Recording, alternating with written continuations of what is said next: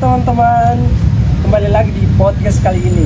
Di sini kita akan ngobrol santai dengan Kak Yunita dari Universitas Tribhuwana Tunggal Malang. Program studinya itu PGSD. Halo semuanya.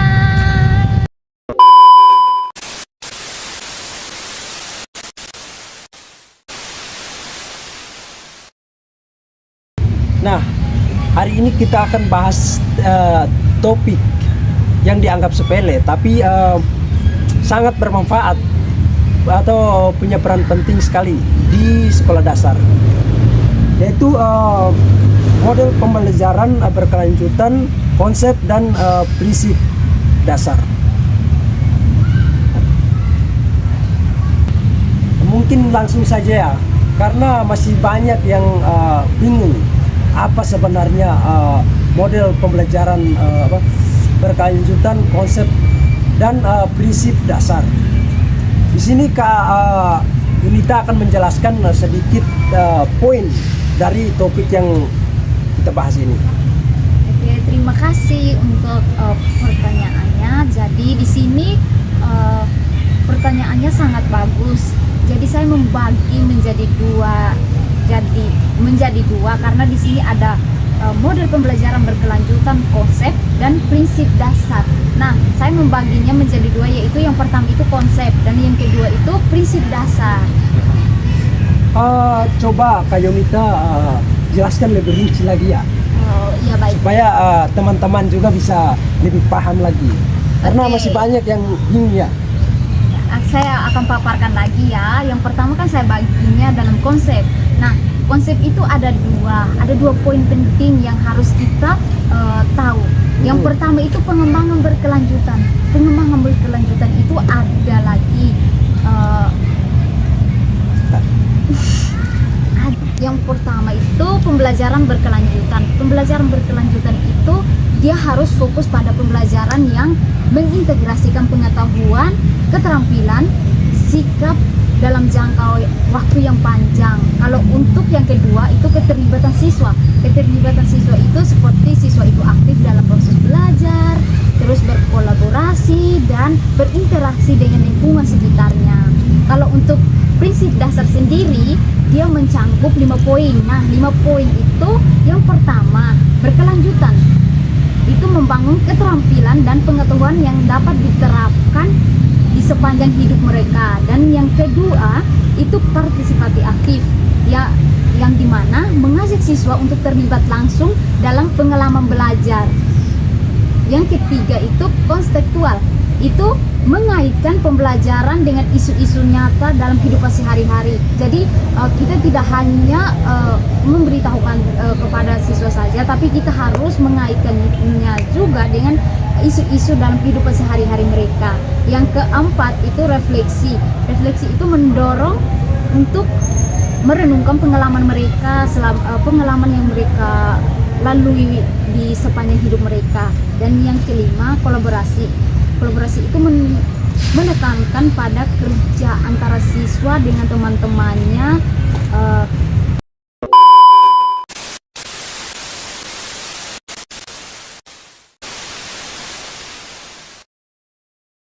Wah, bagus sekali. Tapi gimana cara yang efektif yang harus diterapkan ya Kak Yunita?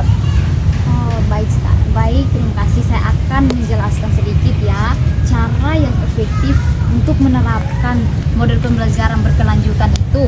Yang pertama, di sini saya sudah membagi menjadi 7. Nah, yang pertama itu proyek kolaboratif. Proyek kolaboratif itu mereka membuat proyek yang melibatkan kerjasama antara siswa. Bukan mereka bekerja sendiri, tapi mereka harus bekerja sama dengan teman-teman mereka. Yang kedua itu pembelajaran berbasis masalah. Nah, saya mengajak siswa-siswa untuk memecahkan masalah atau tantangan yang nyata di kehidupan mereka. Dan yang ketiga itu integrasi teknologi. Itu mereka memanfaatkan alat-alat digital yang untuk berkolaborasi dengan teman-teman mereka. Nah, saya juga membagikan kepada mereka bagaimana cara menggunakan alat digital dan untuk berkolaborasi dengan sesama teman mereka. Dan yang keempat, diskusi dan refleksi. Diskusi itu saya sediakan waktu untuk diskusi kelompok dan refleksi dari apa yang mereka dapatkan. Yang kelima itu melibatkan komunitas. Saya mengajak orang tua dan masyarakat untuk berpartisipasi dalam setiap kegiatan yang siswa-siswa lakukan. Yang keenam, kegiatan di luar ruangan itu melaksanakan kegiatan di luar ruangan seperti mengajak mereka ke taman atau mengajak mereka berkunjung ke tempat yang belum mereka kunjungi supaya mendapatkan referensi atau bisa mencerna otak mereka gitu. Yang ketujuh, umpan balik. Umpan balik yang saya berikan untuk membuat kemajuan dari siswa. Itu Menarik sekali ya. Di sini ada pertanyaan lagi ya Kak Yuda. ya. Apa metode yang biasanya digunakan beserta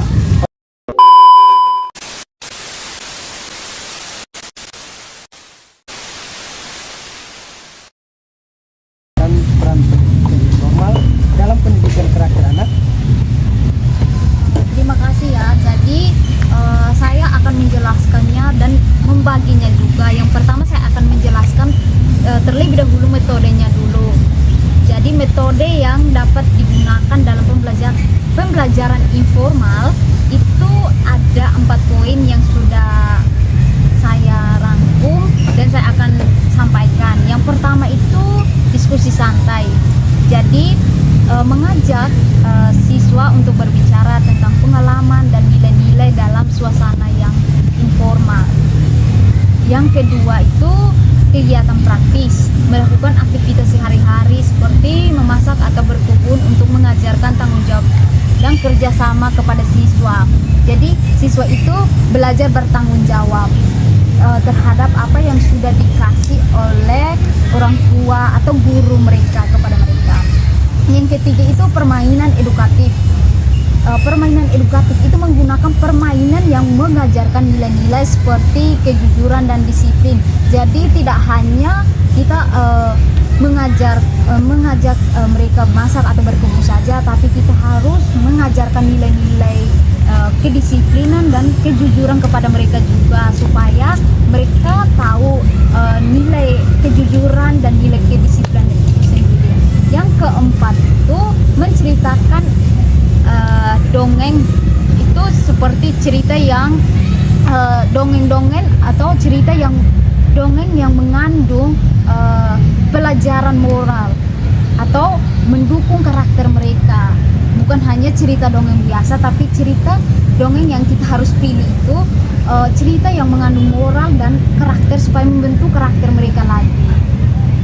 Yang kedua itu prinsip untuk pembentukan karakter itu ada 4 juga. Yang pertama itu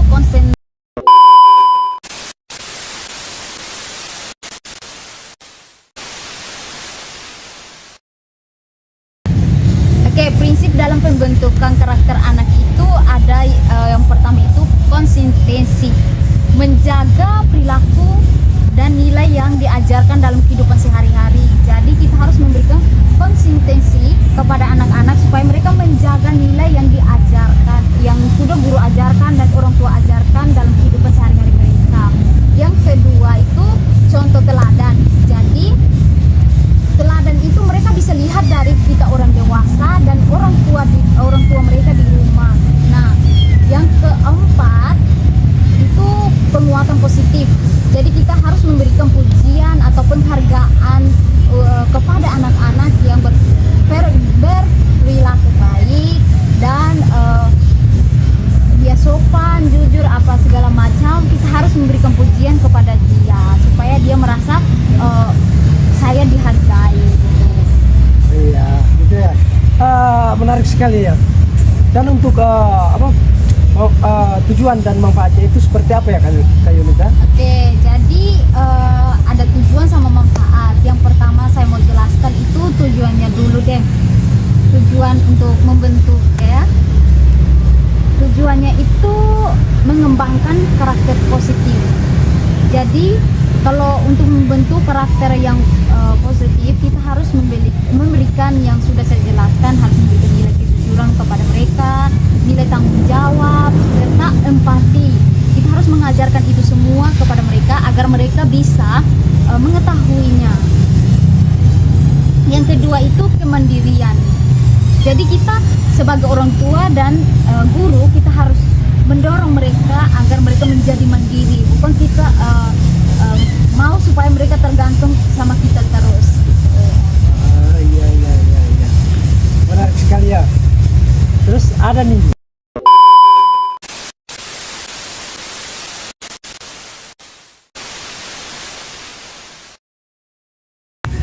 selanjutnya itu ada keterampilan sosial. Itu kita harus mengajarkan kepada siswa bagaimana cara mereka berinteraksi dengan sesama mereka dan berinteraksi dengan masyarakat di sekitar lingkungannya. Dan yang ketiga itu kesadaran diri.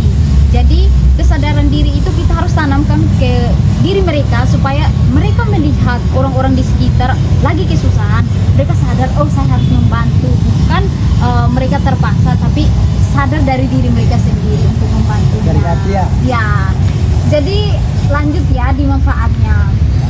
Oke, manfaatnya itu yang pertama itu pembelajaran fleksibel. Itu anak harus belajar dalam situasi dan konteks yang sesuai. Yang kedua itu penguatan hubungan. Jadi membangun hubungan yang lebih dekat dengan anak atau dengan orang dewasa. Mereka itu akan lebih kuat dan tahu bagaimana mereka bisa membangun hubungan yang lebih baik lagi. Yang ketiga itu penerapan nilai dalam kehidupan sehari-hari. Jadi menerapkan nilai-nilai itu yang sudah saya jelaskan di awal tadi, seperti kejujuran, keadilan, dan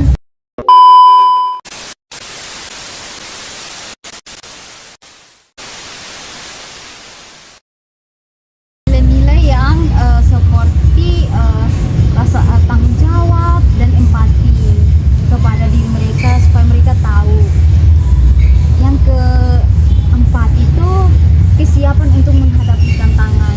Jadi kita harus kasih tahu kepada anak-anak bahwa kalian harus menyelesaikan masalah kalian dulu. Kalau kalian tidak sanggup menyelesaikannya, boleh kami bantu. Jadi kita harus mempersiapkan mental mereka, kita harus mempersiapkan pola pikir mereka untuk menyelesaikan masalah itu sendiri dulu, baru kita turun tangan untuk membantu mereka.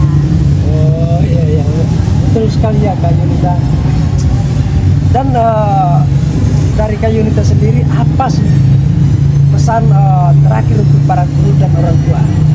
Ya, pesan terakhir yang akan saya sampaikan untuk guru dan orang tua, jadi kita harus dari topik yang tadi disampaikan, kita harus lebih menanamkan lagi pembelajaran seperti itu kepada anak-anak kita, bukan untuk menekan mereka, tapi untuk memberitahukan kepada mereka supaya mereka tahu bagaimana model pembelajaran berkelanjutan itu dan prinsip dasar dalam kehidupan sehari-hari kita.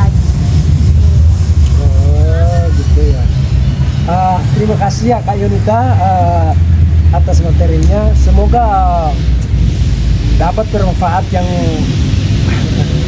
bermanfaat bagi. Ya. Terima kasih Kak Yunita atas materinya. Semoga dapat bermanfaat bagi para pendengar ya, atau para penonton dimanapun mereka berada.